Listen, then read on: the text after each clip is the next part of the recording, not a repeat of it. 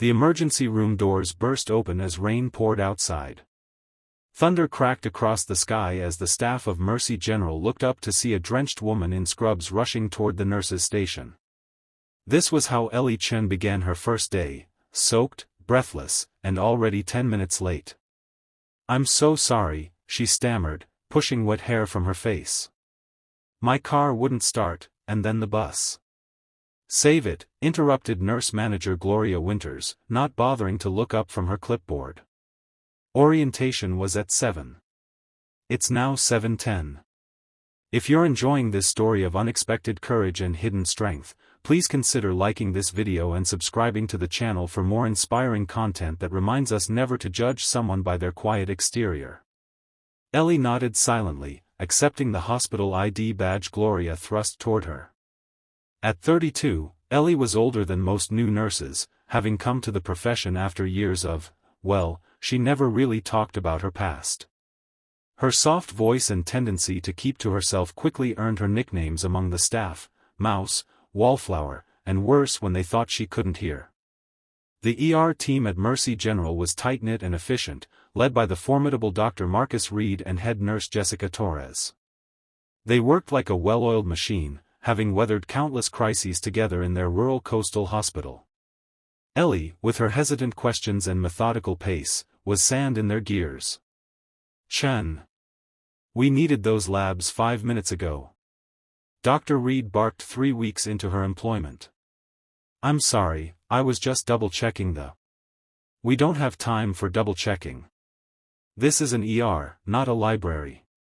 Jessica snickered, exchanging glances with Gloria. Maybe she should transfer to geriatrics. The pace might be more her speed. Ellie absorbed their comments with downcast eyes, continuing her work without protest. During lunch breaks, she ate alone, sometimes making notes in a small black notebook she kept in her pocket. When asked about her previous work, she would only say she had some medical experience in different environments. Her vague answers only fueled the speculation and dismissal. "I heard she flunked out of her first nursing program," whispered Tyler, an ER tech, loud enough for Ellie to hear as she organized supplies. "Probably couldn't handle the pressure," Jessica replied. "I give her 2 months before she quits." What none of them knew was that every night, Ellie returned to her sparse apartment and maintained a rigorous physical training regimen. Before dawn, she ran 5 miles along the coastline, regardless of weather.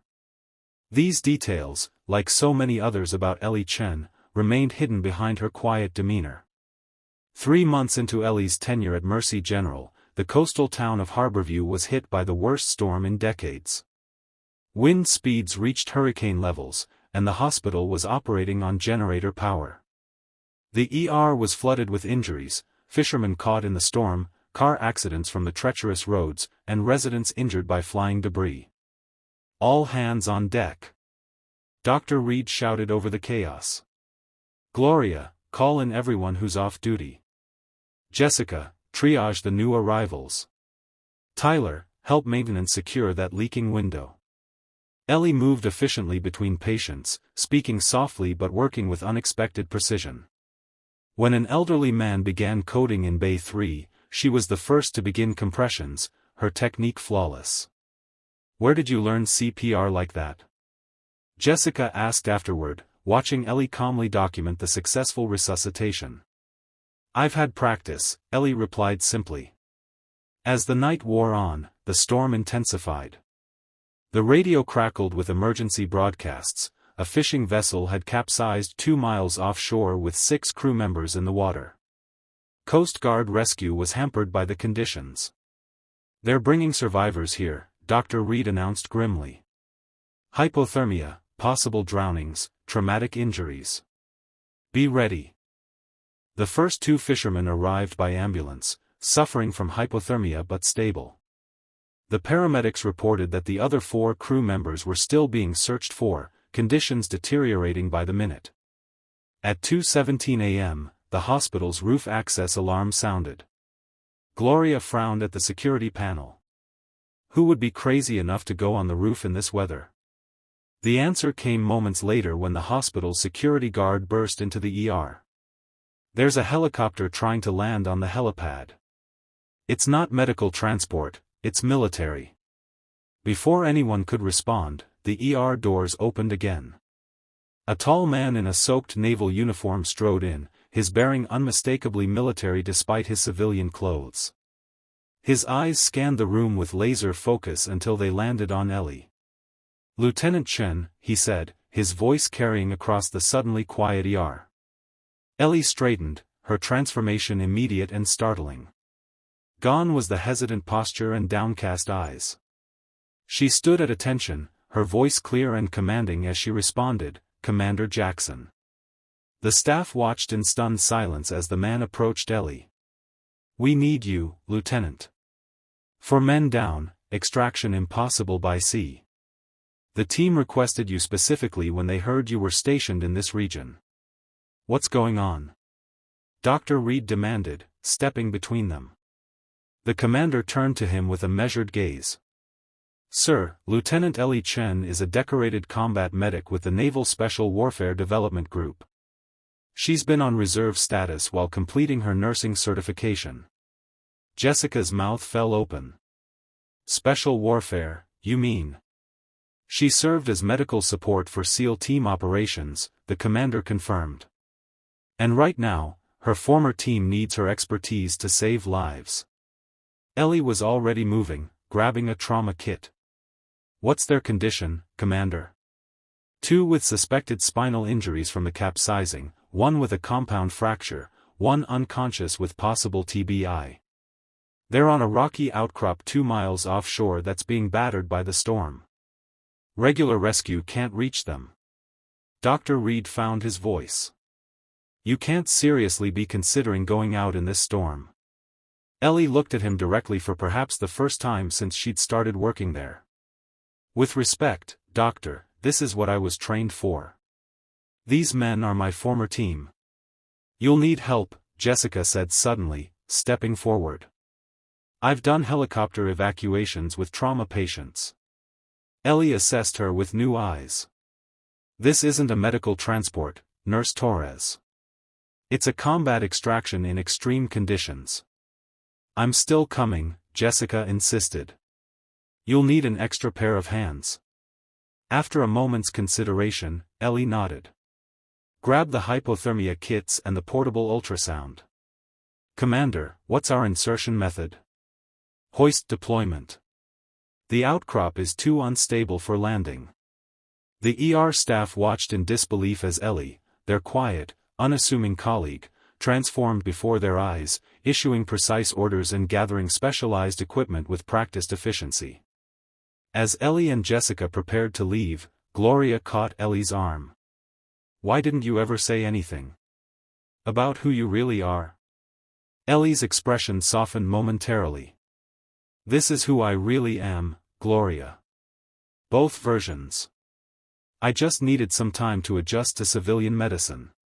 She glanced toward the door where Commander Jackson waited. "Some transitions are harder than others." The next 4 hours were the longest of the ER staff's lives. The storm raged on as they treated the steady flow of patients, all while wondering about their colleagues fighting the elements offshore. At dawn, as the storm finally began to subside, the hospital roof access alarm sounded again. This time, the entire available staff rushed to the windows to see a naval helicopter touching down on the helipad. The doors opened to reveal Jessica, exhausted but triumphant, helping to unload a stretcher. Behind her came Ellie, supporting a limping man in a wetsuit, her face scratched but her movements sure and strong.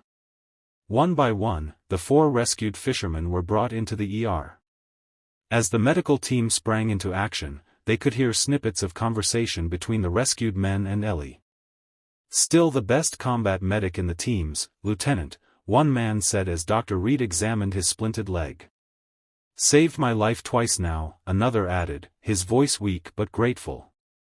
Commander Jackson approached Dr. Reed as the situation stabilized. "Your nurse performed extraordinarily under extreme conditions, Doctor. She rappelled from a helicopter in near hurricane winds, stabilized multiple critical patients on a rock face being hit by 20-foot waves, and coordinated their extraction while administering emergency care. Without her, these men would not have survived. Dr. Reed looked across the ER where Ellie was now quietly documenting medications in a patient chart, her soaked hair pulled back, scratches on her face, but her hands steady as ever. "She's not what any of us expected," he admitted. "That's the point of people like Lieutenant Chen," the commander replied. "They never are." In the days that followed, the story of the midnight rescue spread throughout the hospital and the small town. Ellie, uncomfortable with the attention, tried to return to her quiet routine, but something fundamental had changed. The staff looked at her with new eyes, not with the dismissive glances of before, but with respect born of understanding. One evening, as Ellie was finishing her shift, she found Jessica waiting by her locker. "I owe you an apology," Jessica said. "We all do." Ellie shook her head. "You don't. You didn't know me." "That's just it," Jessica insisted. "We didn't try to know you. We saw what we expected to see, someone quiet, someone different from us, and we decided that meant you were less somehow." Ellie considered this as she gathered her things. "In my previous work, being underestimated sometimes kept me alive. Old habits are hard to break." She closed her locker. "But I could have tried harder to connect." "Why did you leave that life?" Jessica asked. "If you don't mind me asking." Ellie was quiet for a long moment. "After my last deployment, I realized I wanted to save lives without having to take them first. I wanted to heal without the context of war." She smiled slightly. "I thought a small-town ER would be peaceful." Jessica laughed. "Well, we're not usually that exciting." As they walked out together, Dr. Reed was waiting in the hallway. "Nurse Chen," he said formally. "I've been reviewing your performance evaluations." Ellie tensed, preparing for criticism. "Your thoroughness, your attention to detail, your insistence on double-checking, these aren't liabilities as I incorrectly assumed. They're assets that have prevented potential errors." He extended his hand. "I'd like to offer you the Trauma Response Coordinator position. We need someone with your unique perspective." Ellie looked surprised, then thoughtful. "I'd like that, Doctor. But I have one condition." "What's that?" "That we implement a mentoring program for new staff. No one should feel like an outsider when they're trying to find their place." 6 months later, Mercy General's ER had the highest patient satisfaction scores and lowest error rates in the state. The new trauma response protocols developed by Ellie had been adopted by 3 neighboring hospitals. The staff dynamics had transformed, Gloria's sharp edges had softened, Dr. Reed listened more than he spoke, and Jessica had become Ellie's strongest advocate. And Ellie herself had found a balance between her two worlds. She still ran 5 miles before dawn and maintained her military precision, but she also joined the staff for Friday dinners and shared carefully selected stories from her previous life. The black notebook now contained notes for the emergency medicine course she taught at the local community college. On the anniversary of the storm, the hospital held a ceremony honoring the rescue team. As Ellie reluctantly took the podium to speak, she looked out at her colleagues, no longer just co-workers, but friends. "People often ask what makes someone a hero," she began softly, her voice carrying nonetheless. "In my experience, it's rarely about dramatic rescues or special training.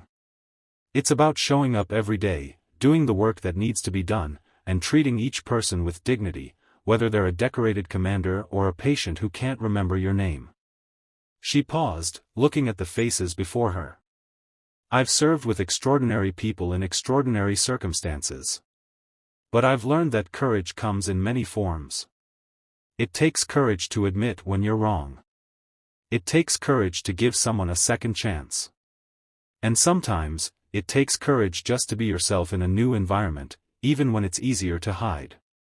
As Ellie finished her speech to resounding applause, she caught Commander Jackson's eye in the back of the room. He gave her a subtle nod that spoke volumes, acknowledgement of a mission successfully completed, a transition finally made. That evening, as Ellie walked home along the now calm shoreline, she reflected on the journey that had brought her here. The path hadn't been what she expected, but then, the most important journeys rarely were. The quiet nurse had found her voice, and in doing so, had helped others find theirs as well.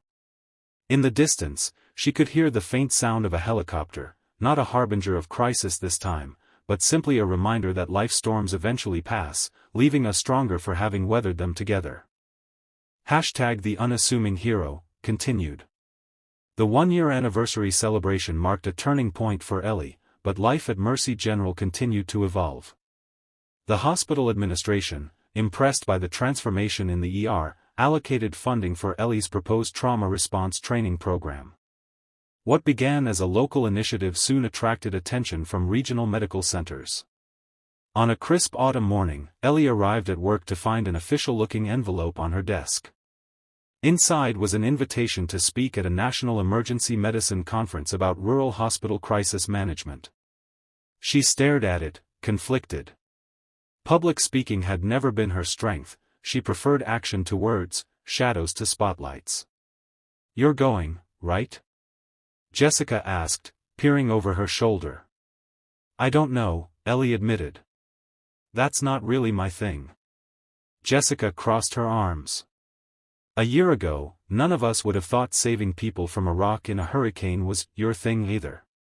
You've been hiding your light long enough, Chen." Dr. Reed, overhearing as he passed by, stopped. "Nurse Torres is right. Your protocols have decreased our critical incident response time by 40%.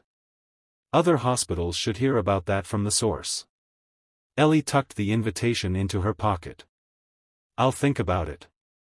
That evening, as Ellie completed her usual training routine in her apartment, her phone rang. The number was unfamiliar, with a military base prefix. "Lieutenant Chen," said a formal voice she recognized as belonging to Admiral Westfield, her former commanding officer. "I hope civilian life is treating you well." "It is, sir," she replied, automatically straightening even though he couldn't see her. "What can I do for you?" "The Navy is developing a new medical training program for special operations. We're integrating civilian emergency medicine techniques with combat medicine. Your name came up repeatedly as someone who bridges both worlds effectively." Ellie's heart raced. "Are you offering me a position, sir?" "A consulting role. 2 weeks per year, training the next generation of combat medics. You'd remain a civilian, but your expertise would still serve your country."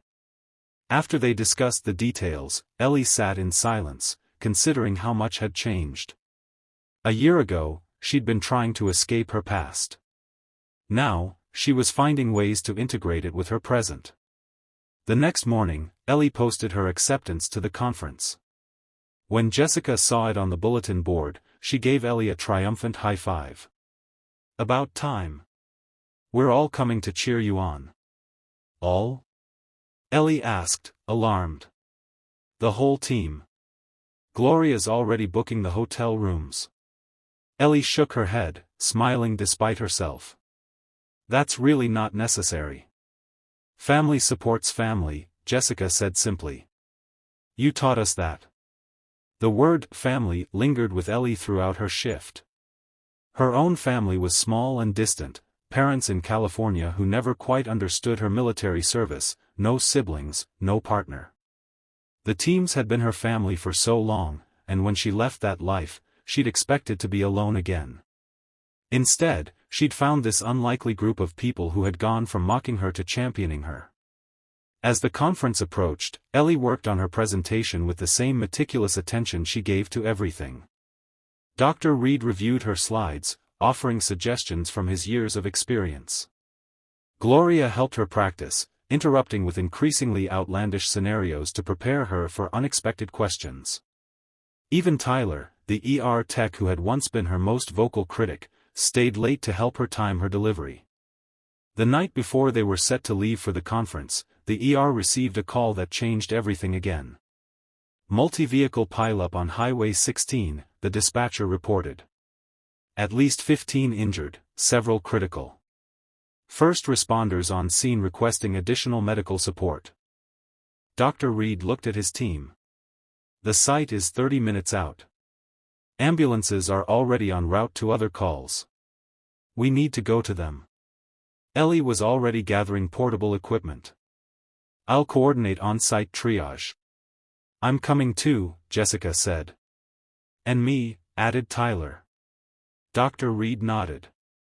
Gloria will manage things here. Let's move. The scene that greeted them was chaos: twisted metal, shattered glass, the acrid smell of gasoline and the unmistakable copper scent of blood. First responders were working to extract victims from vehicles while trying to secure the increasingly unstable wreckage. Ellie surveyed the scene with the calm assessment she'd developed over years of entering dangerous situations. Dr. Reed, establish a treatment area by the ambulances. Jessica, start triage at the north end. Tyler, south end. I'll handle the center where that truck is leaking fuel. They dispersed without question, the hierarchy of the hospital dissolving in the face of Ellie's natural command of the crisis. She moved through the wreckage with sure steps, assessing patients rapidly, marking them with triage tags, and directing the first responders on extraction priorities. She had just finished stabilizing a young woman with a neck injury when she heard a firefighter shout. The truck's shifting. Everyone clear the area.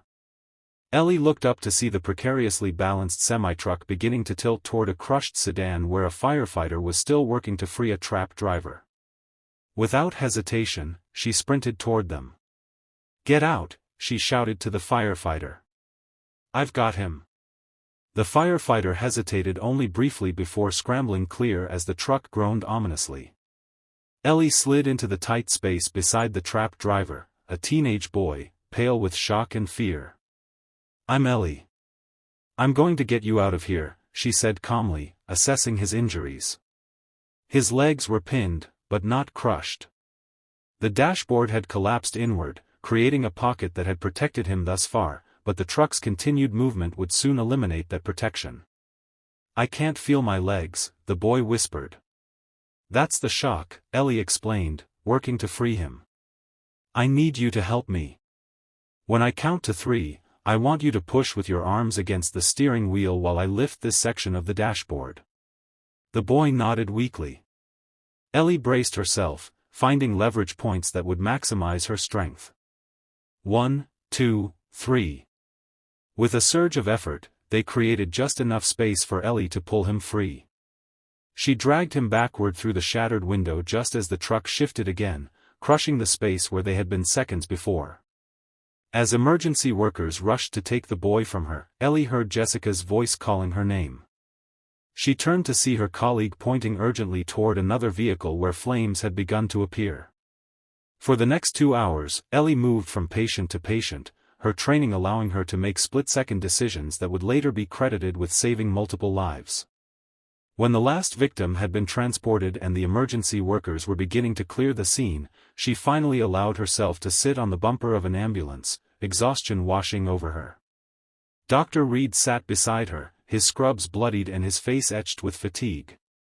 You know we're going to be late for your conference. Ellie laughed softly. Somehow, I think they'll understand. They did more than understand. When Ellie finally took the stage the following day, the moderator introduced her by describing the highway rescue, information that had spread quickly through the medical community. As she looked out at the packed auditorium, she saw not just her Mercy General family in the front row, but also several familiar faces from her military past, Commander Jackson, 2 of her former team members, and even Admiral Westfield. Her prepared speech suddenly seemed inadequate. She set her notes aside. I was going to talk to you about protocols and response times, she began. About checklists and equipment. Those things matter, they save lives. But what I've learned, both in combat and in a small-town ER, is that the most important element in any crisis is the human one. She spoke for 30 minutes without notes, weaving together lessons from battlefields and hospital rooms, from helicopter extractions and highway rescues. She talked about the courage it takes to trust strangers with your life, whether you're a soldier or a patient. About how medical professionals carry not just the weight of their knowledge but the weight of others' fear and hope. When she finished, the applause was thunderous. Later, as medical professionals from across the country lined up to speak with her, Admiral Westfield approached. "That wasn't just a speech about emergency medicine, Lieutenant," he said quietly. "That was leadership." Ellie smiled. "I had good teachers, sir. In both of my lives." The conference marked the beginning of a new chapter. Ellie's presentation led to a series of training workshops that she conducted alongside her regular duties at Mercy General. The consulting work with the Navy expanded to include joint civilian-military disaster response planning. Her quiet efficiency remained, but it was now balanced by a willingness to step into the spotlight when necessary to advocate for better emergency care systems. 2 years after the stormy night that had revealed her past, Ellie stood on the roof of Mercy General, watching a medical helicopter depart with a critical patient bound for a specialized trauma center. Jessica joined her, handing her a cup of coffee. "Remember when you used to eat lunch alone in the supply closet?"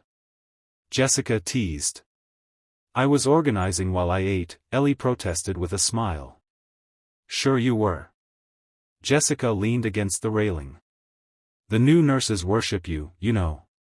There are rumors you can perform surgery with a paperclip and dental floss."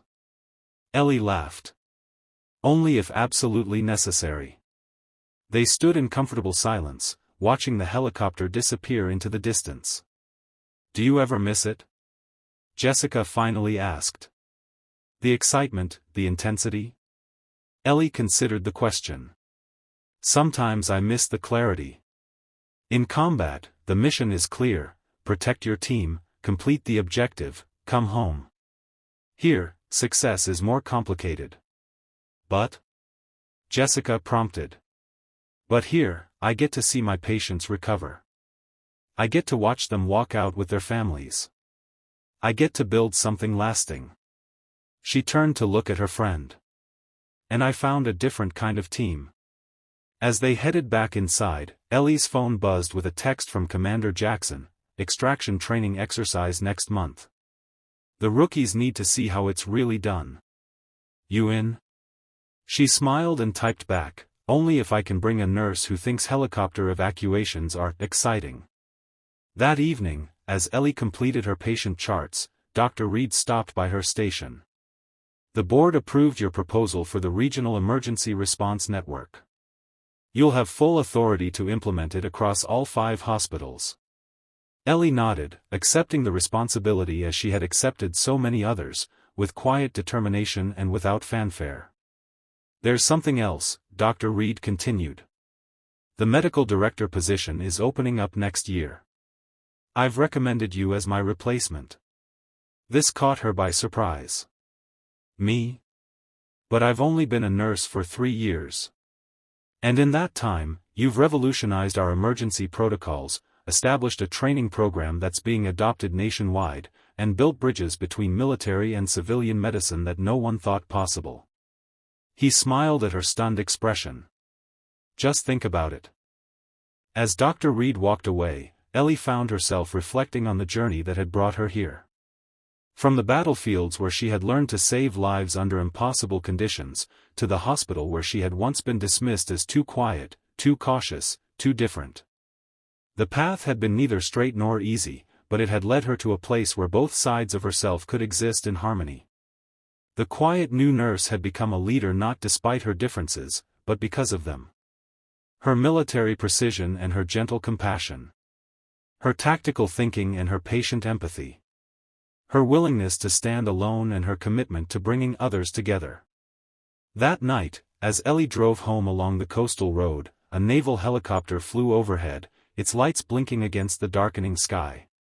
She watched it until it disappeared over the horizon, feeling not the pull of the past, but the promise of the future, a future she was building day by day, patient by patient, crisis by crisis. The unassuming hero had found her place in the world, bridging 2 lives that only she could connect. And in doing so, she had taught those around her that true strength often comes in the quietest packages, that courage wears many faces, and that sometimes, the most extraordinary people are the ones we least expect. As the lights of her small coastal town came into view, Ellie Chen smiled. She was exactly where she needed to be.